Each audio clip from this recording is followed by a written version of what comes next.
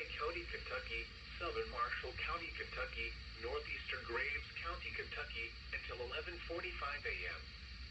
At 11:19 a.m., a severe thunderstorm capable of producing a tornado was located 8 miles west of Benton, moving east at 45 miles per hour.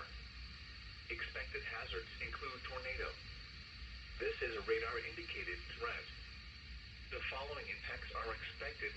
Flying debris will be dangerous to those caught without shelter. Mobile homes will be damaged or destroyed.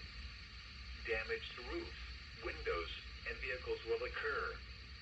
Tree damage is likely.